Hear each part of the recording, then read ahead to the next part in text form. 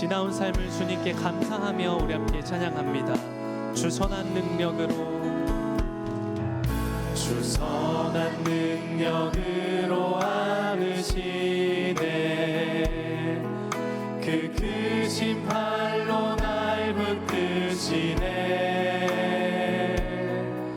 절망 속에도 흔들리지 않고 사랑하는 주 얼굴 구하리. 주 선한 능력으로, 주 선한 능력으로 안으시네. 그 크신 팔로 날 붙드시네. 절망 속에도 흔들리지 않고 나가기를 원합니다. 사랑하는 주 얼굴 구하리. 선한 능력으로, 선한 능력으로 일어서리. 주만 의지하니 믿음으로. 우리 고대 안에 주 오실 그날 영광의 새날을 우리 처음부터 고백합니다. 주 선한 능력으로, 주 선한 능력으로 안으시네. 그 크신 팔로 날 붙드시네. 절망 속에도 흔들리지 않고 우리 시간 함께 손을 들고 찬양하며 나아갑니다. 선한 능력으로 일어서리. 선한 능력으로 일어서리. 주만 의지하니 믿음으로. 우리 고대 안에 주 오실 그날 영광의 새날을 다시 한번 선포합니다. 선한 능력으로, 선한 능력으로 일어서리. 주만 의지하니 믿음으로.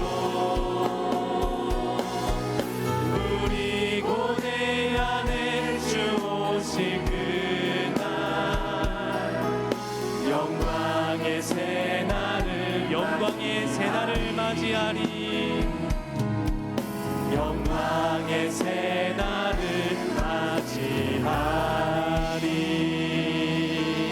아멘. 영광의 새날을 맞이하기를 원합니다. 아멘.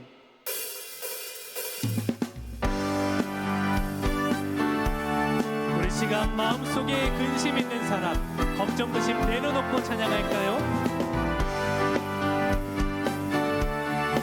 박수치며 찬양합니다. 마음속에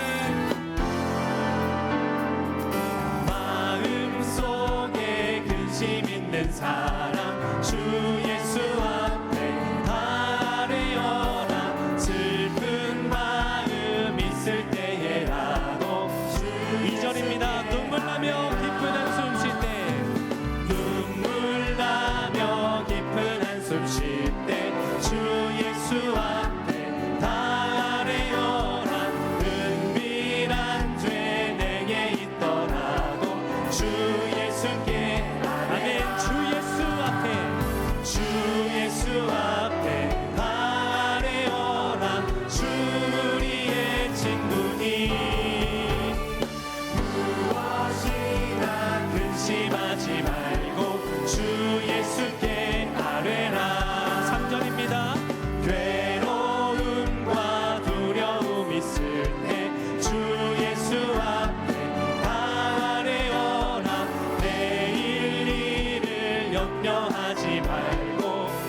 두려움입니다. 주 예수 앞에, 주 예수 앞에 아뢰어라. 주 우리의 친구니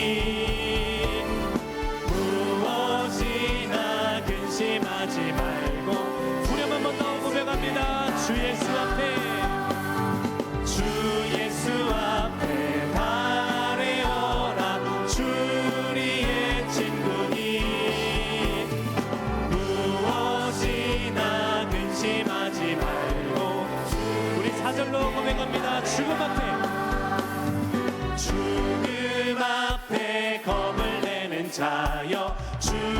예수 앞에 하늘나라 바라보는 자여 바라보는 자여 주 예수께 아뢰라 주 예수 앞에 다 아뢰어라 주 우리의 친구님 무엇이나 근심하지 말고 이 시간에는 우리의 목소리로 주 예수 앞에 다 아뢰어라 주 우리의 친구님 무엇이나 근심하지 말고 우리 함께 선포하며 나갑니다. 주 예수 앞에 다 아뢰어라 주 우리의 친구님 무엇이나 근심하지 말고 주 예수께 아뢰라. 아멘.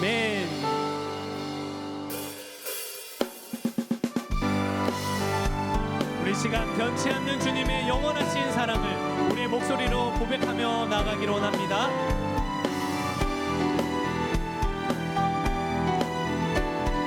우리 함께 찬양합니다. 변찮는 주님의 사랑과 변찮는 주님의 사랑과 거룩한 보혈의 공로를 우리 다 찬양을 합시다. 주님을 다시 한번 1절입니다. 변찮는 주님의 사랑과 변찮는 주님의 사랑과 거룩한 보혈의 공로를 우리 다 찬양을 합시다. 주님을 예수는 우리를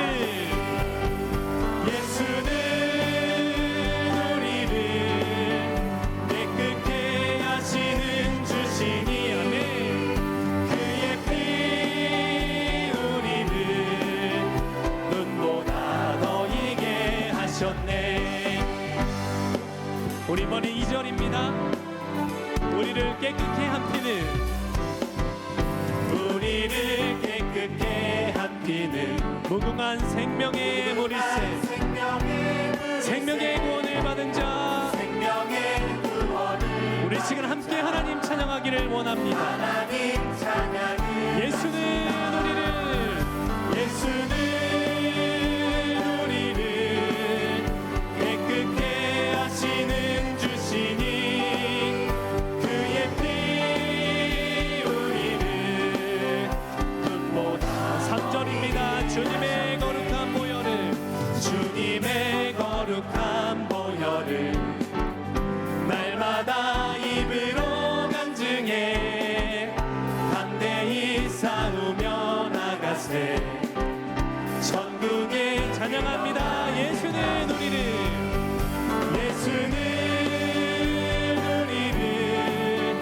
깨끗게 하시는 주시니 그의 피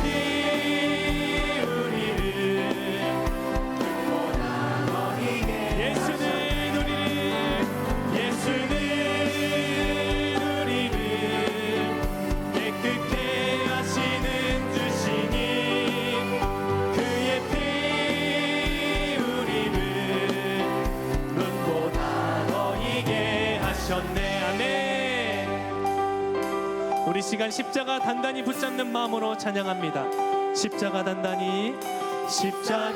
단단히 붙잡고 날마다 이기며 나가세. 머리에 면류관 쓰고서 주 앞에 찬양할 때 몇 개 고백합니다. 예수는 우리를 깨끗게 하시는 주시니 그의 피 우리를 눈보다 더 이게 예수는 우리를 깨끗게 하시는 주시니 그의 피 우리를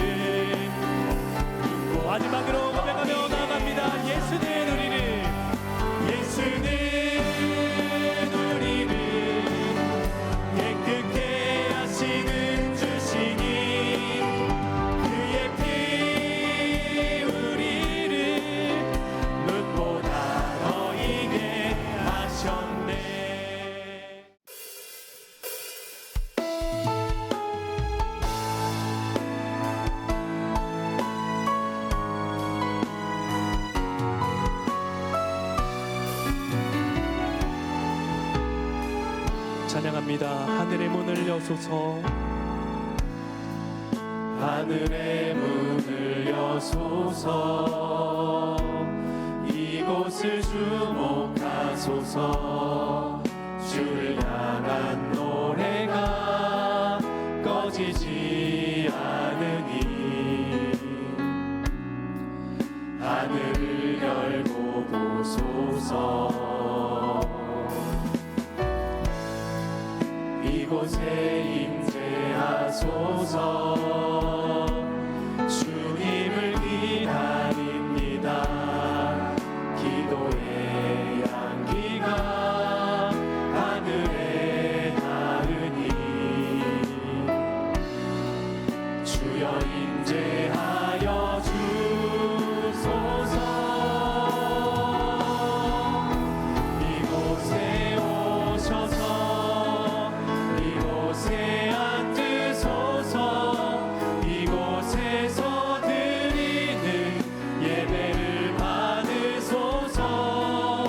주님의 이름이 주님의 이름만이 오직 주의 이름만 이곳에 오셔서 이곳에 오셔서 이곳에 앉으소서. 이곳에서 드리는 예배를 받으소서.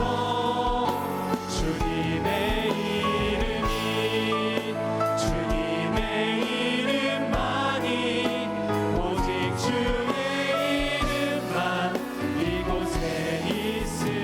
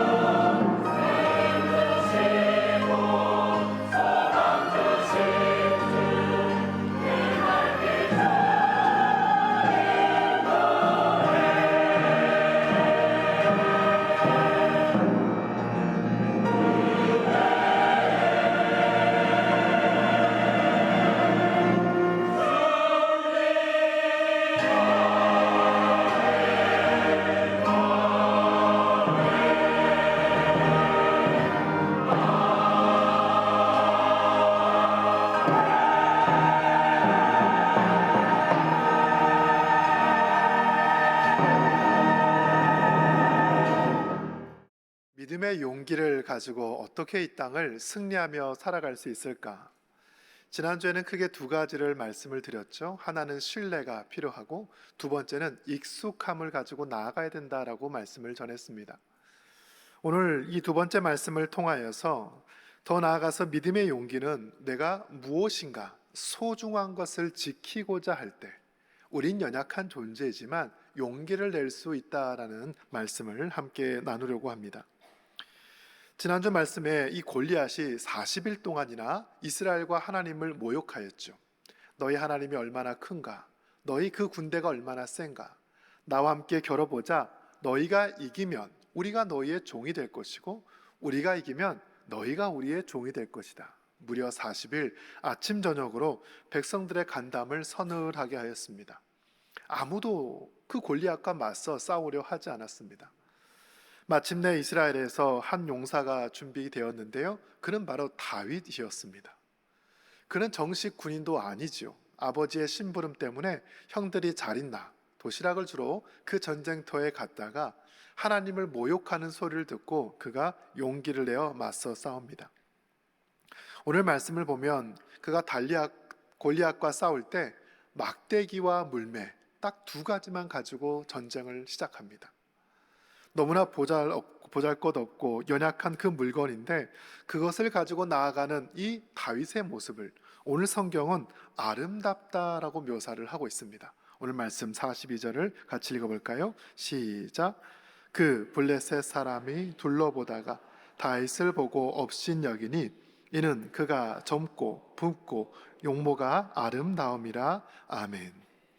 다윗이 골리앗과 맞서는 그 모습을 오늘 성경은 아름답다라고 표현을 하고 있습니다. 여기서 아름답다라는 이 히브리 단어가 야페인데 다 같이 해볼까요? 야페.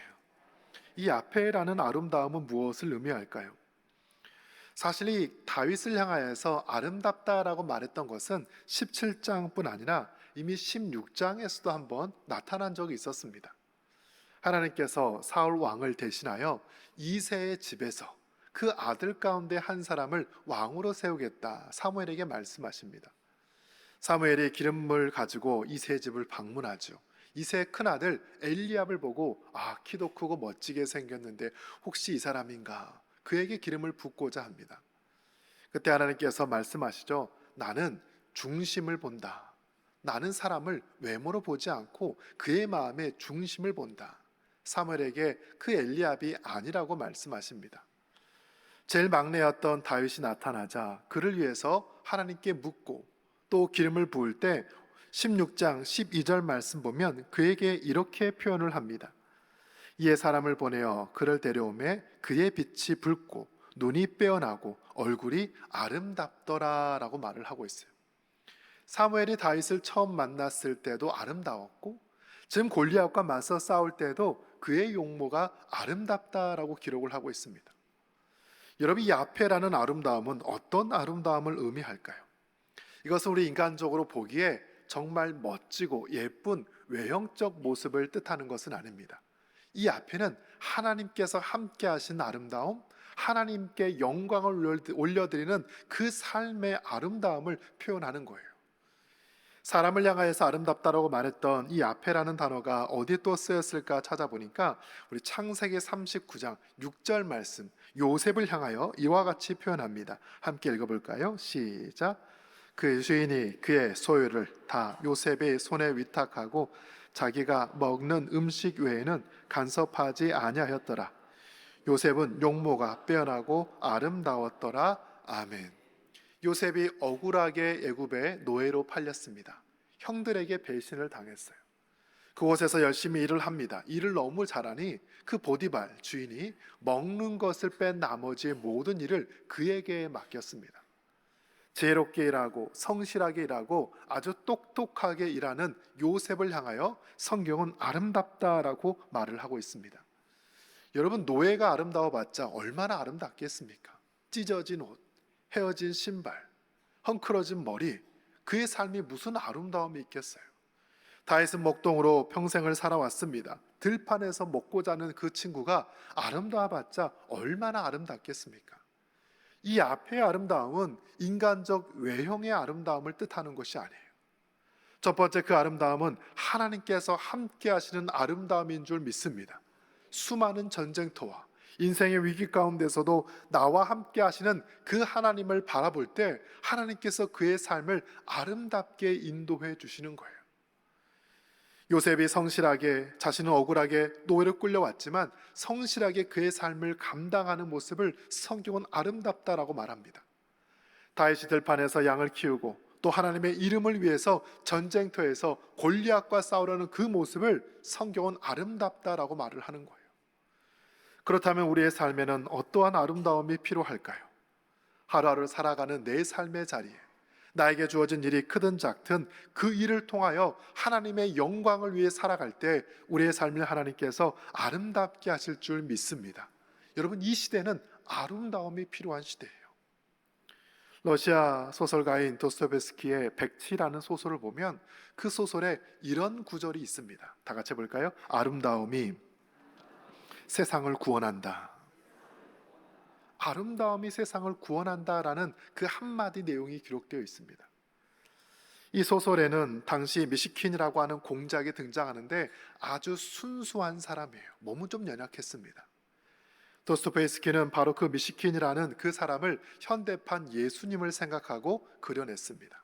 많은 연약한 사람을 사랑하는, 쓰러져가는 사람을 사랑하는, 버림받은 누군가를 사랑하는 한 인물로 등장해요. 그가 그렇게 누군가를 사랑할 때 그 모습을 비꼬면서 어떤 병에 걸린 청년이 말하는 거예요. 당신이 아름다움이 세상을 구원한다 그랬다면서요? 그를 비난하면서 이야기합니다. 미시킨이 말했던 아름다움은 세상의 아름다움이 아니었어요. 러시아가 정치적으로 엉망이 되고 사회적으로 무너지고 경제적으로 파탄 날 때 사람들의 마음에 잃어버렸던 하나님을 향한 아름다움, 바로 그것이 우리 모두를 구원할 수 있다라고 했던 이야기입니다. 다윗의 아름다움, 요셉의 아름다움은 세상의 아름다움이 아니었어요. 희망을 잃어버리고 살아가는 백성들에게, 억울하게 눌림받고 살아가는 수많은 사람들에게 그들의 삶이 얼마나 아름다울 수 있는지, 하나님께서 함께할 때 그들의 삶이 어떻게 구원을 받을 수 있는지 그것을 보여주고자 하는 것입니다. 사랑하는 성도 여러분, 우리의 삶에 하나님께서 주시는 이 아름다움을 통해 이 흑암의 세상에서, 이 절망의 세상에서 많은 사람들을 구원의 길로 인도하는 주의 백성들 되기를 축복합니다. 이 전쟁터에서 다윗이 골리앗과 싸우는 모습을 성경은 아름답다라고 했어요. 그 아름다운 다윗이 골리앗을 어떻게 무너뜨립니까? 저는 오늘 말씀을 통해 크게 세 가지 그 전쟁의 모습을 나누려고 합니다. 첫 번째, 다윗은 골리앗을 두려워하지 않았을 뿐 아니라 그를 과대평가하지 않습니다. 오늘 말씀 43절을 함께 읽어볼까요? 시작. 블레셋 사람이 다윗에게 이르되 내가 나를 개로 여기고 막대기를 가지고 내게 나아왔으니 하고 그의 신들의 이름으로 다윗을 저주하고 아멘. 사실 수많은 백성들은 골리앗 앞에 두려워 떨고 있습니다. 그의 존재 자체가 너무나 압도적이었기 때문이죠. 우리가 전쟁할 때 그 상대방을 과소평가해서는 안 됩니다. 그의 능력이 어떠한지, 그의 전략이 무엇인지, 그와 함께하는 사람이 누구인지 알지 못한 채 그를 낮게 평가하다가는 실패할 수밖에 없죠. 그러나 반대로 그를 너무 지나치게 과대평가를 해서도 안 됩니다. 알지 못한다 하여서, 덩치가 크다 하여서 너무 그 사람 앞에 두려워하다가는 반드시 실수하고 실패할 수밖에 없기 때문이죠.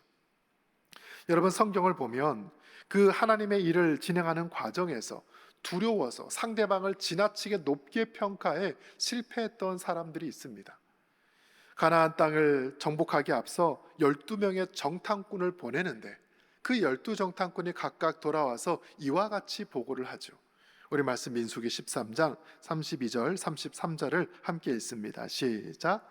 이스라엘 자손 앞에서 그 정탐한 땅을 악평하여 이르되 우리가 두루 다니며 정탐한 땅은 그 거주민을 삼키는 땅이요 거기서 본 모든 백성은 신장이 장대한 자들이며 거기서 네피림 후손인 아낙 자손에 우리는 스스로 보기에도 메뚜기 같으니 그들이 보기에도 그와 같았을 것이니라. 아멘. 하나님께서 약속으로 주셨던 가나안 땅, 젖과 꿀이 흐르는 땅, 그 땅을 차지하기 전에 12명의 정탐꾼들을 보냅니다. 그들은 각 지파에서 가장 뛰어난 사람들이었어요. 용맹한 자들이에요. 그들의 40일 동안 가나안 땅을 둘러보고 와서 모세와 백성들 앞에 보고를 하죠. 그러나 10사람이 부정적인 보고를 하잖아요. 그 땅 정말 좋은 땅입니다. 이 과실들을 보십시오. 얼마나 큰지요. 그러나 그 땅에는 거인들이 삽니다. 신장이 장대합니다. 우리는 그들 볼 때 메뚜기와 같은 존재들입니다. 크신 하나님을 바라보지 못했던 10명의 그 정탐꾼들은 자신들을 메뚜기라고 보고를 하였습니다. 그들은 거인입니다. 우리가 그 땅을 차지할 수 없습니다. 그 보고를 듣고 백성들이 어떻게 응답합니까? 하나님과 모세를 원망하죠. 우리 다시 애굽으로 돌아가겠다. 애굽에 장사 지낼 데가 없어서 우리를 여기까지 끌고 왔느냐? 다시 돌아가겠다. 너무나 지나치게 상대방을 과대평가했을 때 모두는 두려워하였고 하나님과 모세를 원망했던 것을 알 수 있어요. 여러분, 그러나 그 상황에서도 여호수아와 갈렙만큼은 그렇게 평가하지 않죠. 우리 민수기 14장 9절 말씀을 함께 읽습니다. 시작. 다만 여호와를 거역하지는 말라. 또 그 땅 백성을 두려워하지 말라. 그들은 우리의 먹이라. 그들의 보호자는 그들에게서 떠났고 여호와는 우리와 함께 하시느니라. 그들을 두려워하지 말라 하나. 아멘. 여호수아 갈렙은 다르게 말을 해요. 그들 우리의 먹이다. 우리의 밥이다. 하나님께서 우리와 함께 하시니 두려워하지 말아라. 그들의 신은 그들을 떠났다. 여러분, 왜 같은 땅을 보고 같은 사람을 만났는데 이 10사람과 2사람의 보고가 다를까요? 10사람은 세상의 힘의 논리를 가지고 그 땅을 바라봅니다. 그들은 크고 우리는 작고, 그들은 힘이 세고 우리는 연약하고, 그래서 우리는 그 땅을 차지할 수 없다. 하나님의 시선이 아니라 세상의 관점으로 바라볼 때 그들은 실패할 수밖에 없던 거예요. 그러나 사랑하는 성도 여러분, 여호수아와 갈렙과 같이 세상이 아무리 강력하다 할지라도 우리와 함께 하시는 하나님을 우리가 믿고 하나님의 눈으로 그 땅을 바라볼 때에 우리가 반드시 그 땅을 차지하게 될 줄 믿습니다. 그도 우리의 밥이다. 우리의 먹이다. 하나님이 우리와 함께 하시니 두려워하지 말자. 어떤 시선으로 그 대상과 상황을 바라보느냐, 그것이 중요하다라는 거예요.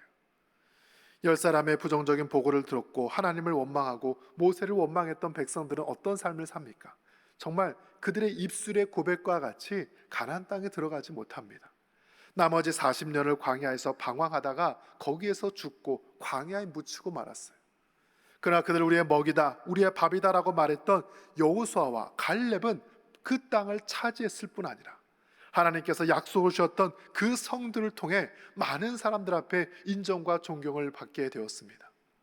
사랑하는 성도 여러분, 믿음의 싸움, 이 땅에서 하나님의 그 사람으로 살아가는 수많은 전쟁터에서 우리 역시 여호수아와 갈렙처럼 믿음의 눈으로 바라볼 때 더 크신 하나님을 늘 의지하고 나아가는 죄의 백성들 되기를 축복합니다. 그럴 때 우리가 세상을 이길 수 있는 거예요. 첫 번째, 다윗이 골리앗을 이겼던 이유 중 하나는 그를 과대평가하지 않았던 거예요. 막대기 하나를 들고 가며 정말 골리앗의 말처럼 그를 개 취급을 하였습니다. 사람들은 그를 두려워했지만 아무것도 아닌 존재, 할례받지 않은 존재, 여호와 하나님의 구원의 역사 가운데 있지 않는 존재, 세상을 두려워하지 않고 나아갔다라는 거예요. 그의 용맹함, 하나님께서 함께 하시는 믿음의 확신으로 첫 번째, 그가 이 골리앗을 맞섰다면 두 번째, 이 다윗의 용기는 어디에서 나왔을까? 그것은 오늘 말씀의 제목과 같이 소중한 것을 지키고자 했던 마음이 그에게 있었기 때문입니다. 오늘 말씀 45절을 함께 읽겠습니다. 시작. 다윗이 블레셋 사람에게 이르되 너는 칼과 창과 단창으로 내게 나아오거니와 나는 만군의 여호와의 이름 곧 내가 모욕하는 이스라엘 군대의 하나님의 이름으로 내게 나아가노라. 아멘. 지금 다윗이 골리앗과 맞서 싸울 때 이와 같이 고백을 하죠. 나는 네가 모욕하는 만군의 하나님 여호와의 이름을 가지고 나아간다. 너는 칼과 단창을 가지고 오지만 나는 하나님의 이름을 가지고 너에게 나아간다. 다윗이 지키고자 했던 것은 자신의 생명이 아니었습니다. 그의 가족도 아니었어요. 그와 함께하는 공동체도 아니었습니다. 다윗이 지키고자 했던 것은 그가 너무나도 소중하게 여기는 바로 하나님이었어요. 하나님의 이름을 지키고자 했습니다. 하나님의 영광을 지키고자 했습니다. 골리앗 앞에 무너졌던 그 하나님의 이름, 수많은 백성들이 두려워하면서 감히 한마디 저항 못했던 그 하나님의 영광, 그것을 지키고자 다윗이 용기를 내는 것을 알 수 있습니다. 사랑하는 성도 여러분, 여러분의 인생 가운데 가장 소중하게 여기는 것이 무엇입니까? 우린 비록 연약한 존재이지만 내가 소중한 것을 지키고자 할 때 우리는 비로소 용기를 내게 돼요. 여러분, 그런 말이 있죠. 여자는 약해도 엄마는 강하다. 엄마가 왜 강할까요? 지켜야 될 자식들이 있기 때문이죠. 먹여 살려야 될 식구들이 있기 때문입니다. 비록 세상에선 일이 찢기고 일이 무너지고 병들고 아파도 사랑하는 가족들, 자녀들, 그 생명을 지키는 엄마는 세상 누구보다 강한 존재가 됩니다. 약하지만 강한 존재가 되는 거예요. 믿음도 마찬가지입니다.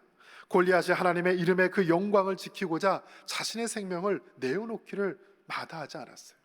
우리의 믿음의 용기는 어디서 출발할까? 내가 사랑하는 그것을 지키고자 할 때, 가장 소중하게 여기는 그것을 돌보고자 할 때 거기서부터 용기가 시작되는 줄 믿습니다. 여러분은 어떤 것을 지키고자 하겠습니까?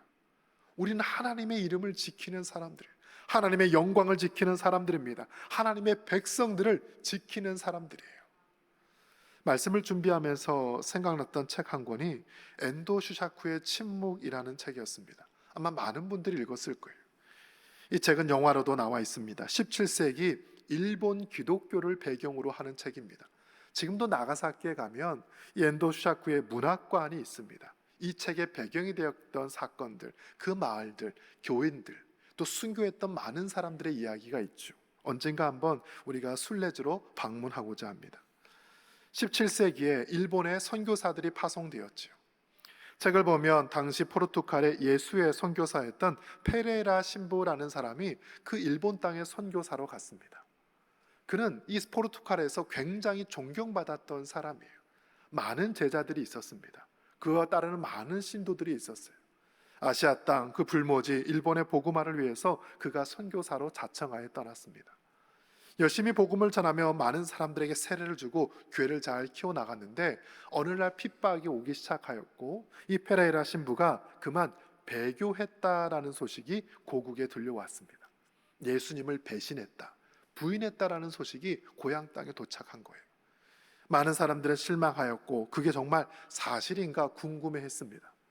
그 페레이라 신부의 제자 가운데 로드리게스라고 하는 신부가 자신의 스승은 절대 그럴 리 없다 하여 일본으로 가요. 몰래 그 일본 땅을 밟습니다. 나가사키에 갔더니 여전히 많은 신자들이 숨어서 신앙생활을 하고 있습니다. 그들에게 당시 상황을 들어보죠. 많은 사람들이 순교하였고 또 믿음을 잃어버렸고 배신하였던 많은 사람들이 있다고 듣습니다.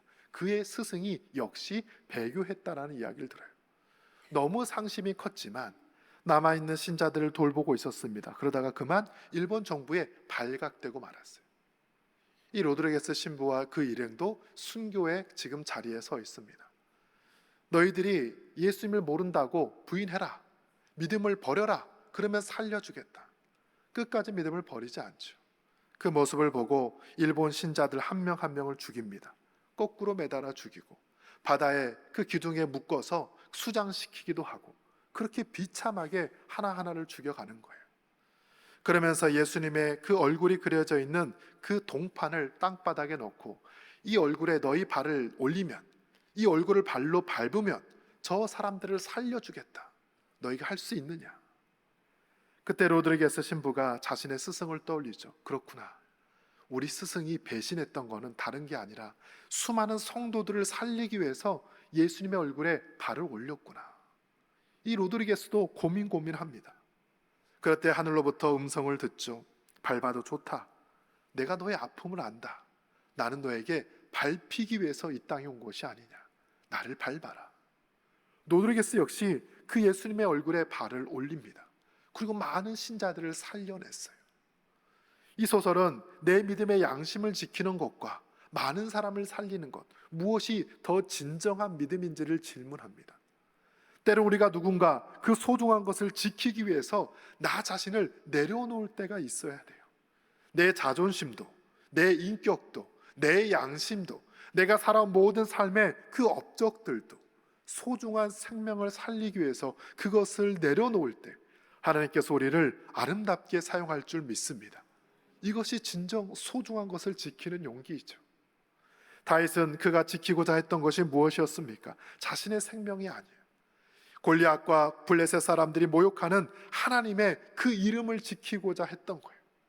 자신이 지키고자 했던 그것을 위해서 용기를 내어 달려갑니다. 그 대상을 향해서 뛰어갑니다. 사랑하는 성도 여러분, 우리가 이 땅에 살아갈 때 우리 각자가 지켜야 될 것이 있다면 무엇입니까? 그것은 바로 하나님인 줄 믿습니다. 하나님의 이름인 줄 믿습니다. 많은 성도들인 줄 믿습니다. 때론 내가 무너질 수 있고 내가 넘어질 수 있다 하여도 그들을 살릴 수 있다면 믿음의 용기를 가지고 담대히 나아가 하나님의 놀라운 구원의 역사를 일으키는 주의 백성들 되기를 주의 이름으로 축복합니다. 마지막 세 번째, 이 다윗의 전쟁에서 볼 수 있는 특징은 그가 한 가지 목표에만 집중했다라는 거예요. 우리 말씀 48절, 49절을 함께 읽습니다. 시작. 블레셋 사람이 일어나 다윗에게로 마주 가까이 올 때 다윗이 블레셋 사람을 향하여 빨리 달리며 손을 주머니에 넣어 돌을 가지고 물매로 던져 블레셋 사람의 이마를 치매 돌이 그 이마에 박히니 땅에 엎드러지니라. 아멘. 다윗이 지금 하나님의 이름을 가지고 골리앗 앞에 달려가죠. 다른 기회는 없습니다. 돌 하나를 딱 한 번의 기회만 주어졌을 뿐이에요. 골리앗은 지금 키가 컸을 뿐 아니라 온몸을 그 갑옷으로, 놋 50kg에 되는 그 엄청난 두께의 갑옷으로 이미 보호를 하고 있습니다. 방패도 들고 있죠. 딱 한 군데 공격할 것은 그의 얼굴 이마뿐이었습니다. 한 번의 기회, 물매를 열심히 돌리며 그것을 명중해야 그와 모든 사람이 살 수 있는 딱 한 번의 기회만 있었을 뿐이에요. 다윗은 두려워하지 않습니다. 하나의 목표를 향해 뛰어갑니다. 그것을 바라보고 나아갑니다. 여러분, 어쩌면 우리 믿음과 신앙은 하나의 목표와 방향을 향해 달려가는 것인지 몰라요. 왜 우리가 인생을 살아가면서 넘어지고 실패할까요? 우리는 너무 많은 목표를 가지고 살아갑니다. 이것도 이루어야 되고요, 저것도 이루어야 됩니다. 하루하루를 살아가도 수많은 것들을 생각하죠. 누굴 만나서 무엇을 먹을까? 여름 휴가는 어디로 갈까? 다음 주 주식은 어떤 종목을 사야 될까? 수많은 것을 바라보며 고민합니다. 그러나 우리의 믿음의 방향은 다른 것이 아니라 오직 예수 그리스도, 오직 말씀, 오직 하나님의 은혜, 우리와 함께 하시는 그 하나님을 향한 방향으로 달려가기를 주의 이름으로 축복합니다. 믿음의 방향은 한 가지여야 돼요. 세상을 향해 달려가면 안 됩니다. 우리의 믿음은 단순한 것입니다. 복음과 진리는 단순합니다. 복잡하지 않습니다. 한 가지에 집중하는 거예요. 리차드 포스터의 책 가운데 영적 훈련과 성장이라는 책이 있는데 그는 그 책에서 믿음을 단순함이라고 표현합니다. 다 같이 해볼까요? 믿음은 단순한 것입니다. 단순한 믿음은 어떤 믿음일까? 내 마음에 있는 내적인 초점에 일치시키는 것이고 그것은 거룩한 중심을 향해 나아가는 것이라고 말을 했습니다. 세상을 향해 나아가는 것이 아니라 거룩한 중심을 향해 나아가는 것, 단순하게 하나의 목표를 향해 나아가는 것, 그것이 바로 믿음이라고 그는 정의합니다. 여러분, 골리앗이 쓰러지기까지 다윗이 물매를 돌리지요. 여러분, 물매를 돌릴 때 이 물매에는 두 가지 힘이 작동합니다. 하나는 회전하는 원심력이 있고요, 또 그것이 바깥으로 나가지 못하도록 끈이 붙잡고 있는 구심력이라는 힘이 있어요. 회전하는 힘만 있으면 우리는 사방을 향해 튀어갈 수밖에 없습니다. 내가 원하는 방향으로 이리저리 날아다닐 수밖에 없죠. 그러나 그 끈이 붙잡는 구심력, 중심을 향한 힘이 있기에 그가 흔들리지 않고 물매를 던지는 거예요. 세상을 향해 나갈 때도 마찬가지입니다. 내 욕심과 내 목표와 내 방향을 향해 나아갈 때 우리는 이리 뛰고 저리 뛸 수밖에 없지만 하나님께서 우리를 붙잡아 주실 때 그 믿음의 끈이 바로 우리를 중심으로 인도할 줄 믿습니다. 중심을 향해 나가는 거예요. 다윗이 물매를 던져 골리앗 이마를 명중하죠. 하나의 목표를 향해 물매를 돌렸습니다. 그것을 던졌을 때 그의 이마에 맞췄고 골리앗이 쓰러집니다. 칼을 빼어 그의 목을 베었습니다. 그 모습을 바라봤던 수많은 이스라엘 사람들이 용기를 내어 함께 전쟁에 참여해요. 블레셋의 모든 사람을 치고 없앴습니다. 한 사람의 믿음의 용기, 그의 헌신, 하나님의 이름을 지키고자 하는 그의 마음이 그 모든 사람들에게 용기를 주었고 그 전쟁을 마침내 승리로 이끌어가는 것을 알 수 있습니다. 사랑하는 성도 여러분, 우리에게도 역시 믿음의 용기가 필요해요. 세상을 너무 과대평가하며 두려워하지 맙시다. 내가 지켜야 될 가장 소중한 것이 있다면 그것이 무엇인지를 점검합시다. 우리가 살아가면서 방향으로 무엇을 삼아야 될지, 수많은 것을 목표하는 것이 아니라 내가 집중해야 되는 그 하나의 거룩한 중심이 무엇인지를 생각합시다. 그럴 때 우리의 삶을 통해 이 땅에 하나님의 나라가 놀랍게 세워지기를 주의 이름으로 축복합니다. 다윗이 골리앗을 무너뜨렸던 것처럼 우리 각자의 삶에 마주하는 수많은 골리앗들, 수많은 세상의 거대한 적들, 두려워하지 마시고 하나님의 이름을 가지고 나아갈 때 반드시 승리하는 귀한 은혜가 있기를 주의 이름으로 축복합니다. 이 프로그램은 여러분의 미디어 선교 후원으로 제작되었습니다. 선교는 사명, 후원은 동역. 당신도 복음을 전할 수 있습니다. 선교 후원 02-6333-1003번